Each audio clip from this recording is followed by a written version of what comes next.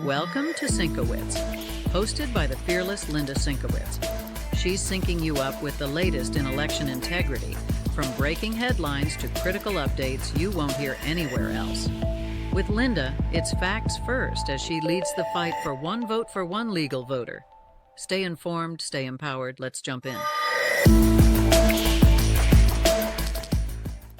Hi, and welcome to SYNC-O-WICZ. I'm Linda SYNC-O-WICZ. I'm the founder and CEO of Fight Voter Fraud. I want to thank everyone who's watching us today on OBBM Network TV, Rumble, YouTube, Spotify, and all our other platforms. So thank you, thank you, thank you. Now, this week, our special guests are from New York, and they are with Project Civica, and it's Kim Hermance and Stephen Gillan, but we will get back to them in just a moment. The states we're going to be talking about: Connecticut, Florida, Texas, Washington, and Wisconsin. We'll talk about our election term, our election trivia, national news, our vote notes, which everyone knows is a longer story that you're going to be able to read the rest of it once you click on the link. Then we go to international, and as always, my final thoughts, which are unscripted. So let's get to our guests right now. Hi, welcome. Hi, Linda. Good morning. Thank you so much for coming on. I really appreciate it. So what you're going to do is you're going to tell us what your organization has been working on, and you guys have been so busy. So what I'm going to do is I'm going to jump off screen to give it to both of you. Wonderful. Well, Project Civica is trying to build a permanent constitutional conservative movement in New York State.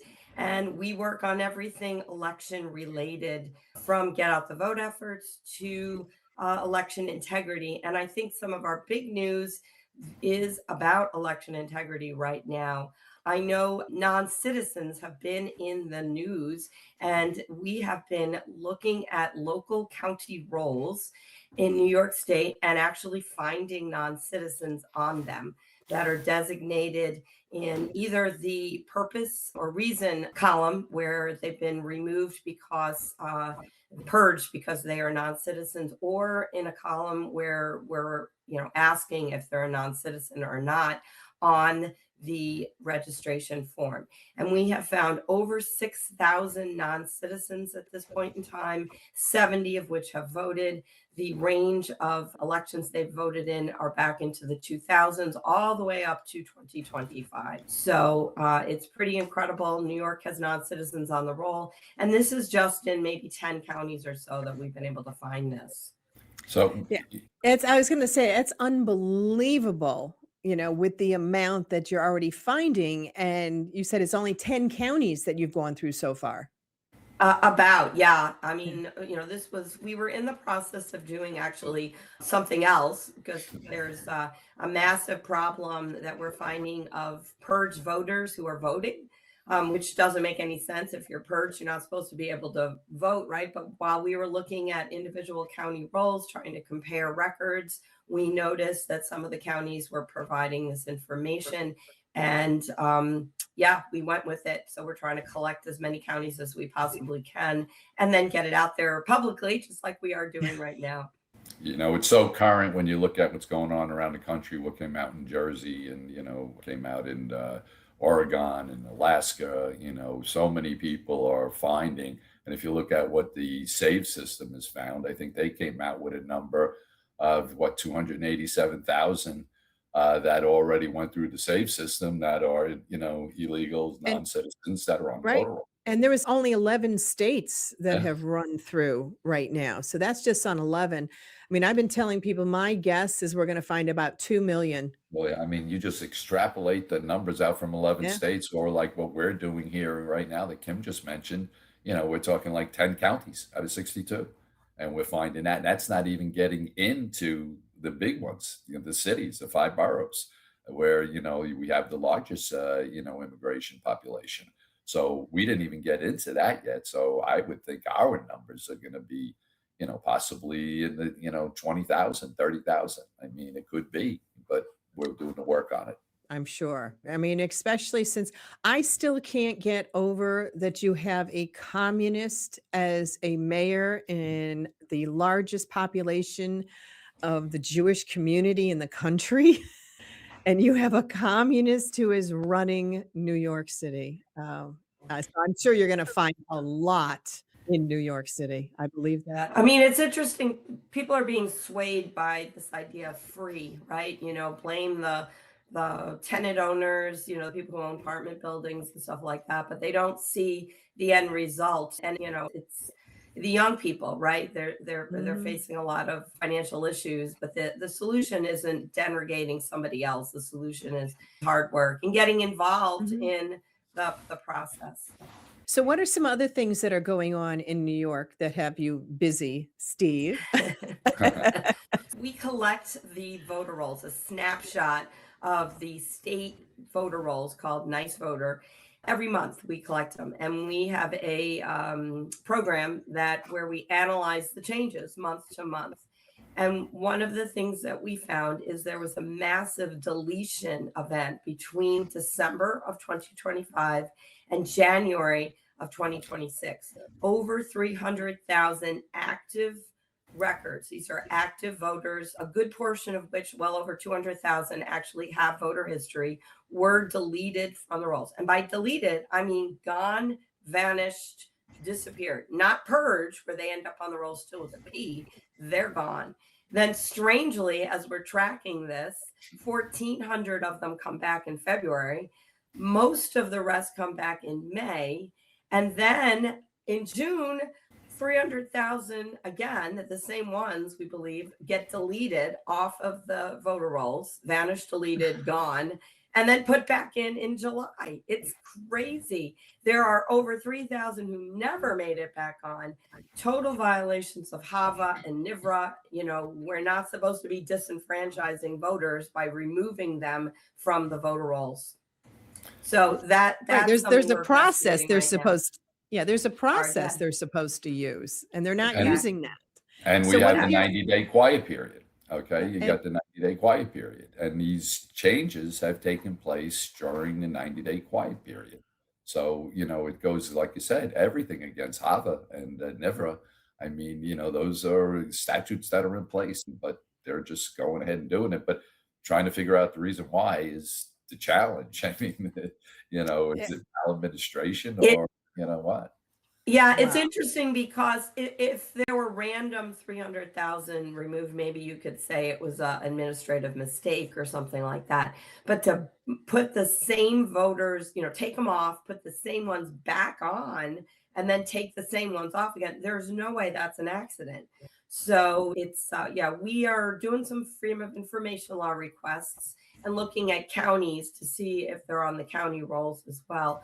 But that's a massive problem that we're following. And actually, what we're starting to do right now is we're going to get the Nice Voter, the state voter rolls every week to see if we can pinpoint what's happening every week. So it's an interesting program. And then we've actually got missing votes as well. So some people's votes have been removed. Two counties in particular. One looks like it might have been an administrative one because everybody who had an affidavit had their vote removed in 2024.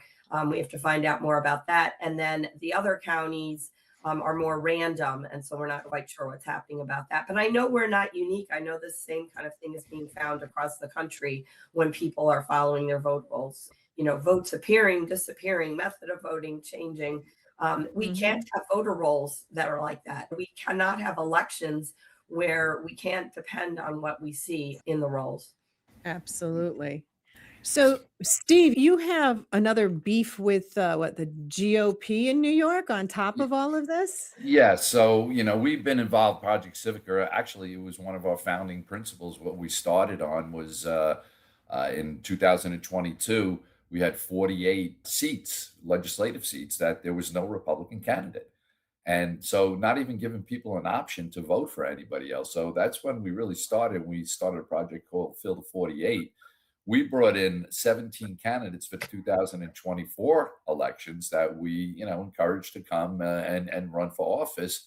We ended up with 53. Now here we are in 26. We have 60 seats that we do not have a Republican running for state legislative seats. And it's so frustrating because we've tried very hard and we've got nothing but pushback in the past from the county parties. So it's time, Project Civica, we're going to be going full guns on the committeeman process, okay, precinct strategy. We have to get in and fix our own house before we could fight what's going on in the legislature, especially up in Albany. So we're going to be putting a major effort on coming through, and we're going to train people. We're going to get major media on it and get people involved. And we feel that we have a good opportunity this round because people are so upset about what came down with Mandavi. All right. They know that this isn't right for New York, that this is not what New York has voted for. So people, when they sit there and complain and say to us, oh, there's nothing I could do. That's wrong. There's something you can do. I mean, the DSA utilized the precinct strategy to take over the Democratic Party here in New York. They got involved. They got involved in the local committees, and then they had the primaries, and they did their job using that exact strategy. Why can't we do that in New York State? There's no reason we can't. We just have to put the infrastructure in place to allow it to happen. If, in fact, the party's not going to do it, Project Civica is taking it on. I mean, we are reaching out to anybody that we can to become a precinct committee man, and we'll get in there and we'll make changes, all right? Because there's no reason and no excuse for 3 cycles in a row that we cannot put people in office and at least give people an option. But like I said, people are very upset with Mandavi, all right? And if that's the case, hopefully, and we're going to do our best effort to get these people involved in the local parties and make a change and at least give people, and it'll be our farm team. That's what people don't realize. The committee precinct is a farm team. You get these people working for a year or 2 within the system. Now we come around to election time. They know how the process works. They get support from the party. So that is our effort, and we're going to be going full guns with it. And this is stuff that you're working on that actually the GOP in New York should be doing this. That's their job. You're doing their job. We have the same thing here in Connecticut as well. We have a number of seats that are open with our GOP not doing anything to fill those seats. And now in Connecticut, it's too late for November. It is for us. So, yeah.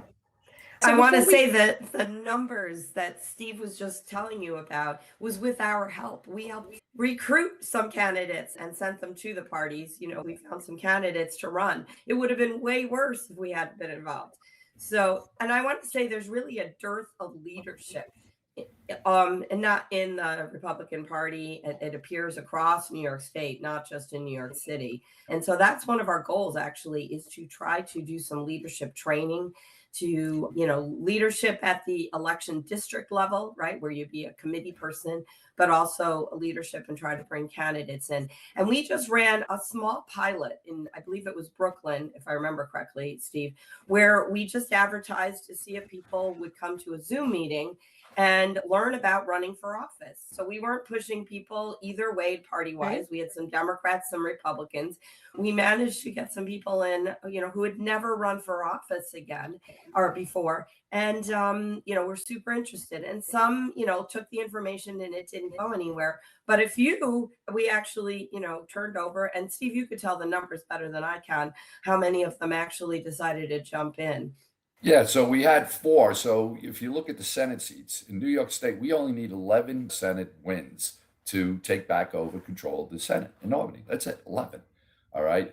But when we have in Brooklyn, we have 5 Senate seats that are vacant. What we did is I got 2 Senate seats, candidates, and 1 assembly seat, and they were all into running. They had, like Kim said, they had no experience. I did 3 classes on what the process was, and then we turned them over to the party. The party didn't even put them on the ballot. All right. So that's, exactly. Oh my But God. I was told specifically by the chair that these people were going on the ballot, and they weren't even. So now I got people that were interested. And again, a lot of people were interested when we ran the advertising and came onto the, onto my, webinar. They were interested. They want to get involved, but it was too quick for them. But moving down the line, that's the process we have to do. We have to reach out to people that are not party affiliated, but want to make a difference. But again, we need help from the party. And if the party's not doing their job, and they haven't, I mean, again, 3 cycles that this has happened since we've been involved. I mean, it could have happened before, but we weren't involved at that time. We have to make a change. We just have to make a change in leadership. That's what it comes down to. Well, the two of you running Project Civicus and all your people are actually making a huge difference in New York right now. So we're running a little short on time. Is there anything final that you would like to say? Yeah, I would like to invite everybody to go to our website, projectcivica.org. Volunteer. We always can use support financially, donations. It's, all of us are volunteers, including Steve and I. No one gets paid. We're all just doing this because we love our country. We love our state. And, if you can't donate your time, maybe you can donate some financial means to help support us in all our efforts. So we, encourage people to get involved, come to our Thursday meetings during the year. We have them every Thursday. In the summer, it's every other Thursday. But our website, projectcivica.org, is where you need to go to find out more information about what we're doing. All right. Well, thank you so much for coming on. We're definitely going to have you back on before November. So thank you so much. We really appreciate it. Thank you. Thanks for having us. Yeah, we appreciate it. Thank you, Linda. Bye-bye. Thanks. We're going to go to a quick break and we'll be right back. At Fight Voter Fraud, we work to ensure every legal vote is counted, and no unlawful vote ever diminishes the voice of we the people. We're fighting for you in courtrooms and communities nationwide to protect transparency, accountability, and fairness in every election. Our mission is simple: one vote for one legal voter. This is our country. This is our vote. Let's protect it together. Hi, I'm Linda SYNC-O-WICZ from SYNC-O-WICZ, and I'm here to tell you about an exciting new series that we have just added called SYNC-O-WICZ Presents Candidate Spotlight. And this is open to any candidate, any party, anywhere in the country that wants to have a 20-minute interview. So you can talk about yourself, your platform, your campaign, and we'll help you get it out there. So give us a call, send us an email, or visit our website. Thank you. Hi, and welcome back to SYNC-O-WICZ. I'm Linda SYNC-O-WICZ. I want to thank both Kim and Steve from Project Civica for being our guests this week. They're from New York and they are working so hard. It is unbelievable the stuff that they are also finding and what they're working on. So we encourage people to reach out to them and offer assistance, please. All right, so we're going to go on to our first state. And our first state this week happens to be Connecticut, which is where I am located and where our program is done. Now, this is from the CT News Junkie from July 23rd, 2026. Motor voter rules under scrutiny after revelation that West Hartford business owner seized by ICE was registered to vote. Now, I got to tell you, this story has been swirling around for the last few weeks. In a nutshell, there is a business owner who owns restaurants and also owns a dry cleaner who should have been out of the country years ago. He was arrested by ICE, and they found that in 2018, he was registered through the Department of Motor Vehicles as a voter. So we also have, I probably should read this story, but I know what's going on here in Connecticut. You've got Blumenthal and Murphy, our senators here. Oh, please let him go. He's been such a great guy and a business owner, and he's been here for so many years. We also have U.S. Representative John Larson, pleading his case. Oh, he employs, he has 2 businesses and he employs people, and, we're going to be hurting everybody by actually having him get out of the country because he came here illegally. Oh my God. So this week, the West Hartford Republican Town Committee said that their Freedom of Information request to the West Hartford Registrar of Voters Office turned up information indicating SYNC-O-WICZ was registered to vote under the state's motor voter law, which allows people applying for or renewing a state driver's license to register to vote at the same time. The news comes shortly after New Jersey officials disclosed they were auditing their voter registration protocols after about 6,600 non-citizens were registered to vote. They said it was through a software error. Remember that? The governor was saying, oh my God, it was a software error. Well, just so you know, the software company came out and said, no, it was not an error on our part. We told you exactly who these people were, and you decided to put them on. So we are going to have more information about Connecticut at the end when I talk in my final thoughts on how Connecticut is very similar to a number of the states across the country, not even caring about the fact that you have illegals on the voter rolls. So now we are going to go to the state of Florida. This is from News 4 JAX, JAX, on July 24th, 2026.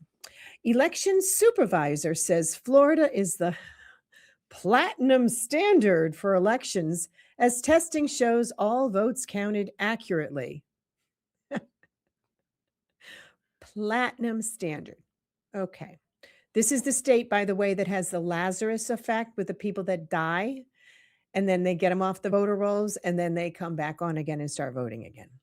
Okay. Trust in U.S. elections has become a flashpoint in recent years, fueled in part by President Donald Trump's repeated claims of election fraud. In Duval County, election officials say they're working to build confidence well before voters cast their ballots. The Duval County Supervisors of Elections office on Thursday invited the public inside for a live demonstration of voting equipment tests, allowing residents to watch as officials verified the machines that will be used in the upcoming primary. Quote, what we're doing is a logic and accuracy test where we publicly test the equipment prior to the use in the upcoming elections, Duval County Supervisor of Elections Jerry Holland said. Now, the test involves running prepared test decks of ballots through the county's tabulators and comparing the results with known totals. All they're doing is running the stuff through the system. It may or may not pick up the software glitches that are going to end up not validating the votes. And it's required that they have to test the equipment. I can't read the rest of this. Sorry. I'm just like, woo, we're platinum because we're doing what the law requires on machines that will most likely be corrupting the votes. We can't have machines. We can't. Not that I have a personal opinion, but there's a lot of evidence to back up the reason why. We're just going to go on to Texas. This is from the San Antonio report from July 26, 2026. Ken Paxton has long crusaded against voter fraud. His Senate rival now accuses him of committing it.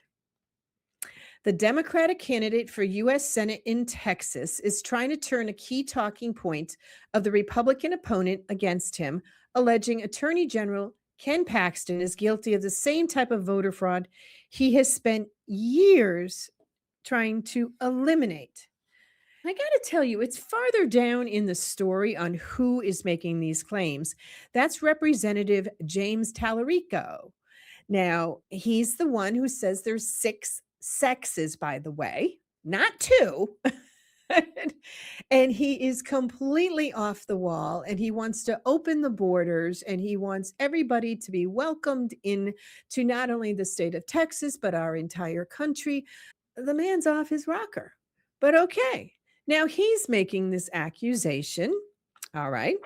So he is saying, as our state's attorney general, Ken Paxton, has gone on a voter fraud witch hunt, says Representative James Tallarico, who's challenging Paxton in the race to replace U.S. Senator John Cornyn, said during a campaign event in Houston.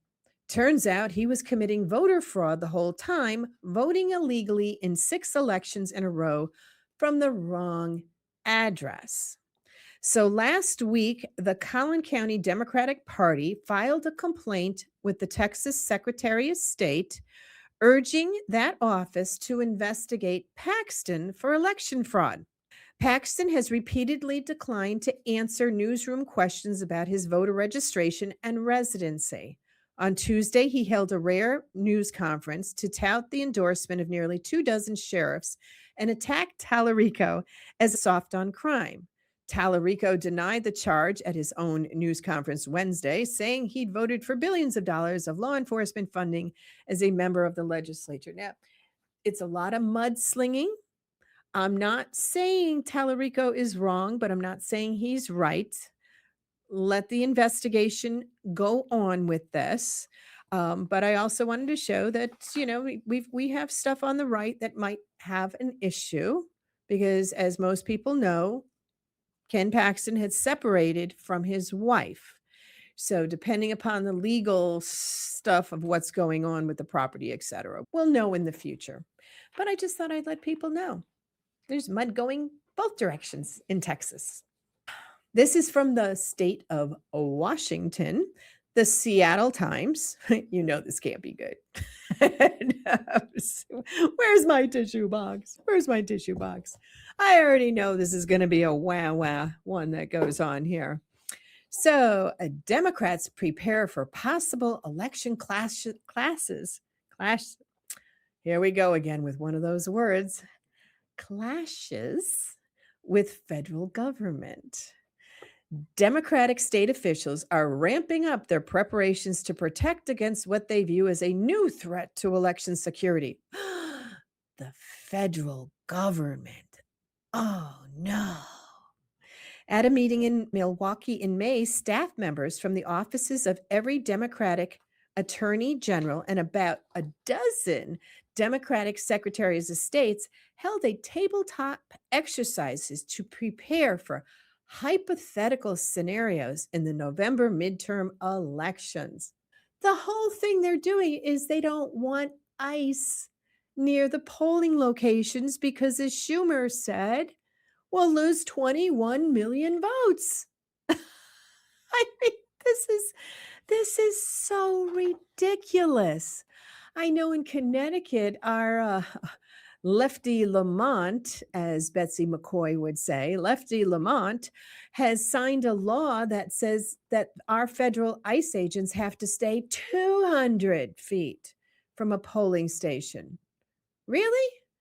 Our laws in Connecticut say 75 feet from the polling location for anybody with signs, etc. But our federal government, you got to be way, way, way, way, way over there. No, they're just practicing for stupidity. Honestly, it's the federal government. The ICE agents are doing their jobs and removing illegals. We already know you're going to have the illegals voting absentee in most of these states. But fortunately, we have the attention being paid to all the states, especially since we have already had Alaska removing a number of people, and then we had New Jersey. Again, the governor of New Jersey said there was 6,600, but the feds from the DOJ said there's like 35,000 that they found. I mean, this isn't just a little problem. It's a huge problem. But this is what your taxpayer dollars are going towards. Unbelievable. Oh, I do have another highlighted part from the story. If Democrats really care about securing our elections, they would pass the Save America Act, which includes common sense election integrity measures supported by the vast majority of Americans, Jackson said in a statement. Those provisions include requiring a documentary proof of citizenship to register to vote, as well as a strict new photo identification requirements. Many eligible voters would not be able to meet the new requirements. We only want U.S. citizens voting in our elections. They're only supposed to be U.S. citizens voting in our elections.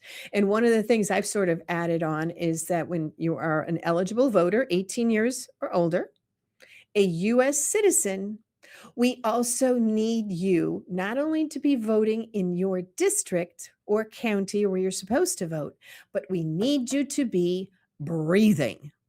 Okay? We need the breath so we know you're alive. Wisconsin.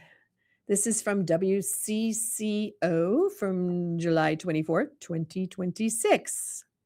Wisconsin voters sue to allow for vote to count even if absentee ballot is late. Of course. Voters in the swing state, Wisconsin, whose absentee ballots don't arrive by election day should be allowed to cast provisional ballots at the polls to ensure their votes are counted, a lawsuit filed Friday argues. The lawsuit comes amid growing concerns about how quickly the U.S. Postal Service will be able to deliver ballots ahead of the November midterms. They'll be able to deliver them quickly. First of all, if you provide your voter rolls to the Department of Justice, okay? That's number one, is making sure that you have provided those voter rolls. The next thing is, then once it has been verified, the post office will send them out. And how about if you have your absentee ballot and you're qualified for it, you actually send it in more than just a day or two before, just to ensure your vote counts. Again, these lawsuits that go on cost so much money to the taxpayers. As I'm going through this, here we go. Every voter in Wisconsin that put an accurately requested absentee ballot in the mail on time expects their vote to be counted, said Deborah Kronmiller, executive director of the League of Women Voters, of course, of Wisconsin. Delays in mail delivery prevent that. It's time to have a remedy for those eligible voters. You know what the remedy is? Vote in person. Okay? Vote in person on election day. That's the remedy. The only time people should have absentee ballots is if, you have a medical condition, you're out of the state, and there's no way you can be there. There's, several different reasons why. If you have two legs and you are able to move and you are able to drive, go to the polls on election day. Vote in person. And we're really hoping that we have it in person, paper ballots, hand counted, because do not believe the results of any electronic machine. I'm sorry. I'm not trying to put a damper, with our elections, because we really want you to vote. But if it goes to the machine, it should also be hand counted to verify. Hand counted. We need it verified. Okay. As you see, I have no personal opinions on anything. Oops. Now we're going to go on to our election term. Our election term of the week is from the Baltimore Beat, July 26, 2026.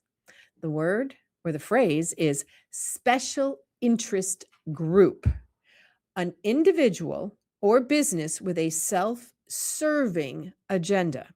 They seek to have a government official vote on matters that support their individual or business agenda as opposed to the public good.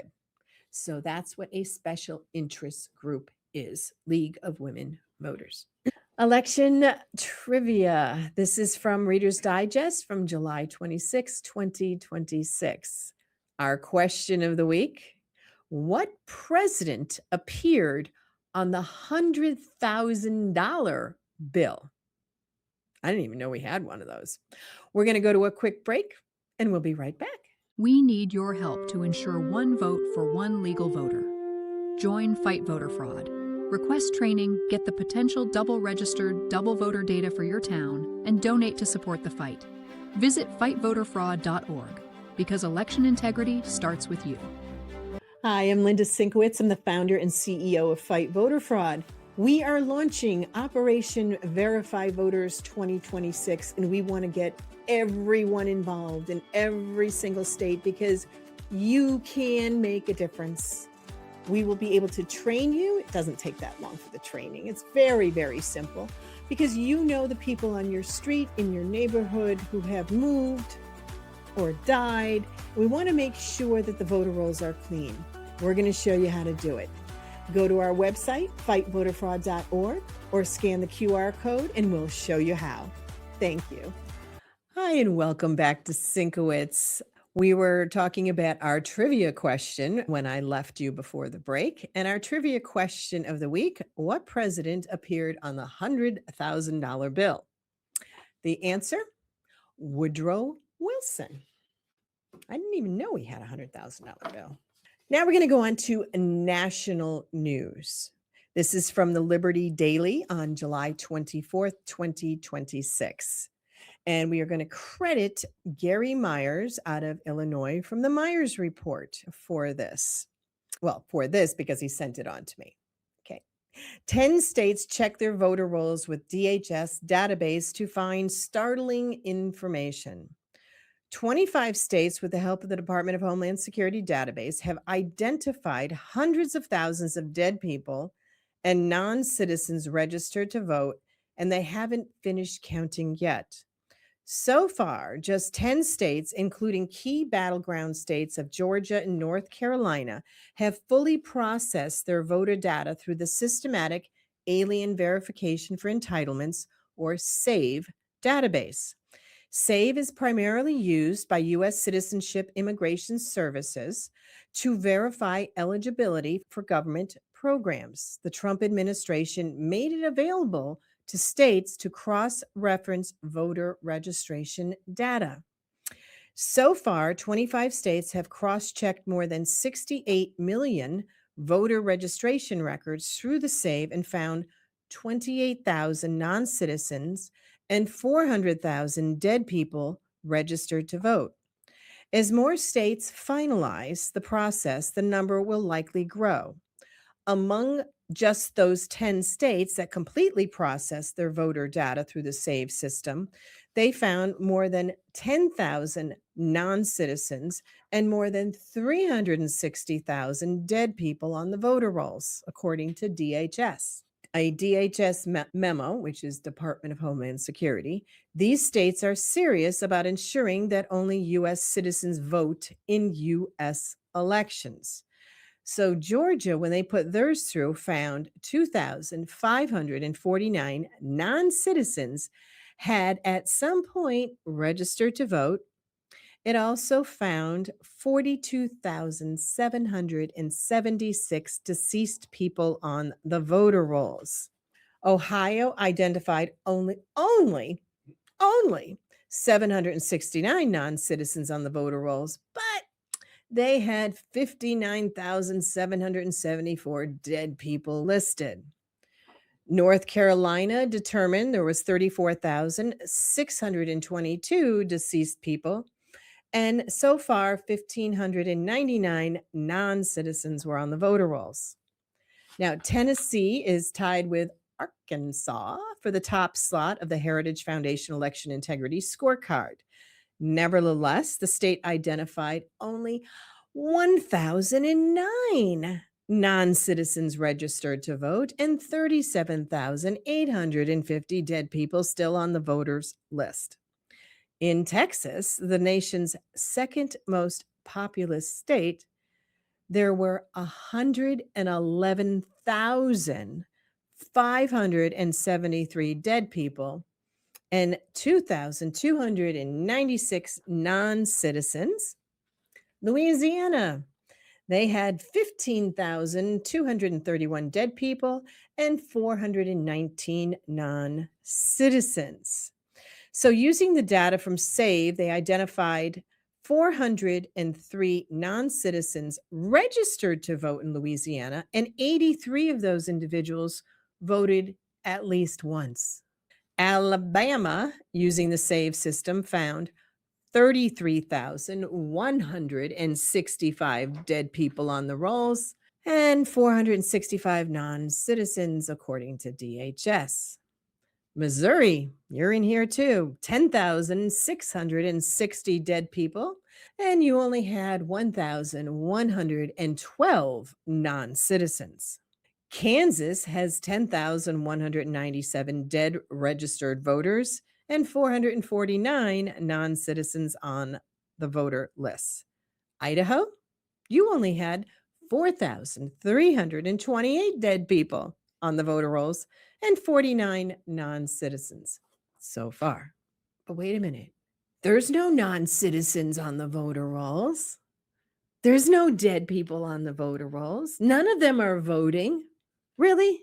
Unbelievable. Oh, and their voter rolls are great, are great. We're on top of everything. No. So now we're going to go on to vote notes. And as all of you know, this is a longer story that you can read the rest of it online. This is from Axios from July 22nd, 2026. Fraud warning added to nursing home vote guidance. The Trump administration has quietly changed guidance on nursing home residents' right to vote, folding in increased warnings about fraud and coercion. Ooh, we know where this story is going, right? Why it matters. The move could signify that officials will keep a close eye on long-term care facilities during the midterm elections. Is that supposed to be something bad? I mean, we already know we've got people in comas that are voting. We have people that have dementia and Alzheimer's that don't even know where the bathroom is, let alone their own names, that are actually voting. And it's going to be a problem because the Trump administration is going to be cracking down on this. Oh my goodness. The driving news. The Centers for Medicare and Medicaid Services this week replaced a 2024 memo to state nursing home inspectors, reminding them that the facilities must ensure residents have the ability to vote. Yes, as long as you are cognitively able to understand. A special alert issued Monday still says nursing homes are required to preserve residents' right to vote and doesn't change underlying policy.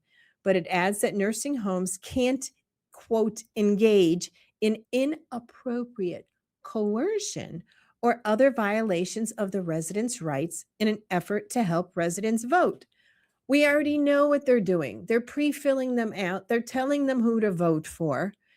And if they're sleeping, they still make sure they move their hand and sign on the form. And a lot of them aren't even bothering to put that they were helped by the people at these care facilities. So if you have someone in a nursing home, a rehab center, a dementia location, Alzheimer location, you better make sure you know when they are going in and going to have your family member or your friend or whoever you are the caretaker for voting. And again, double check. If they're in a coma, please don't have them vote. People may think I'm kidding, but it has happened. It has happened. Okay. International news. Haiti. Haiti is our country of the week, and this is from electomap.com from July 19th, 2026. The upcoming election is August 30th, 2026. It's a provisional schedule. Haiti has held no national elections since 2016. The timetable depends on the security situation and the Transitional Presidential Council. Live results will appear when voting takes place. Now, about this election, Haiti is provincially scheduled to hold general elections around August 30th, 2026, as its first national vote since 2016, as part of a transition intended to restore constitutional government to a country that has been without an elected president or parliament for years. The timetable is tentative and conditional on security, and it's already slipped more than once, and authorities have signaled that a constitutional referendum would precede or accompany presidential, legislative, and local elections, with a new president targeted to take office in early 2027. Because no figures yet exist, this page sets out the institutions, the crisis that produced the vacuum, and what a credible election would look like. So we're not really sure if they are going to have their election in Haiti on August 30th. But my goodness, going without someone actually running your country for years is a huge problem. I guess in early 2024, a surge of coordinated gang attacks forced the resignation of the de facto prime minister and prompted regional mediation by the Caribbean community. The result was a 9-member transitional presidential council, which was installed in April of 2024, which collectively exercises presidential powers and appoints an interim prime minister.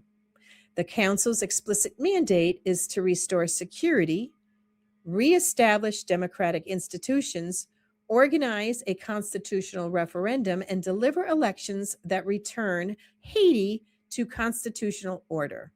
So we'll see if that happens.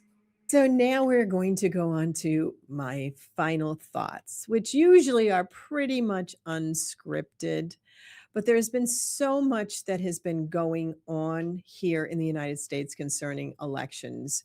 Again, when Trump made his announcement a week and a half ago, there was information out there so you can see the facts on what has occurred even in 2020. Our elections are not secure. Our voter rolls are a disaster. Multiple countries have had an influence on United States elections for a number of years. It wasn't just in 2020, and they continue to have these issues. So as we talk about all the time, we really need same day, in-person, paper ballots, hand counted. It's not to be a pain in the tush about this, but it's to protect your vote. And that's only one part of it. We need the voter rolls to be clean. In my personal opinion, not that I have a personal opinion, we should throw out the entire voter rolls in every single state and start over from scratch and not use the same system that each state is using. And a lot of the states use different systems. Some of them are similar, but it's a mess. It's a disaster. We want every vote to count, every legal vote to count. And that's not happening right now. Our votes are being diluted, either in New Jersey by 6,600 illegals that are on the voter rolls. I know only 400 or so supposedly voted, but that's not the real number. The DOJ has 35,000. And it wasn't a software glitch, as the lying governor said. It wasn't. They intentionally put them on the voter rolls. And I contend that every single state that has not removed or has not put it through the SAVE, the alien ID, to find out who these people are, because most of the non-citizens, illegals, undocumented, are getting our taxpayer dollars. And in order to get that, they are in the system and have a number. And our government has the numbers. You need your state to be the one, your Secretary of State, unless you're in Utah, Alaska, or Hawaii, and then it would be your lieutenant governor, to run it through the system. And as we know, every freaking Democratic state is, no, you can't have our stuff. You're going to do something with it. You're going to take the Social Security numbers. As I say time and time again, what a bunch of idiots. The government gave us our Social Security numbers. They have all the digits. The last 4 digits that are on your registration form are just an additional identifier. Don't listen to the League of Women Voters. Don't listen to the ACLU. Don't listen to NPR, PBS, and all of those whiners and complainers. They're going to take your identity. No. And here's the problem. They want to keep the illegals on your voter rolls. They are stealing your votes. Your own state, your own Secretary of State, and or your Attorney General, who is helping fight this. Here in Connecticut, as I say every week, we've got Baby Tongue, stamp your feet, Baby Tongue, who has to get involved in every freaking lawsuit you can imagine at taxpayer expenses, and not for the residents of Connecticut, but for the illegals and undocumented that are stealing your hard-earned money. How many of you out there have a budget that you work with?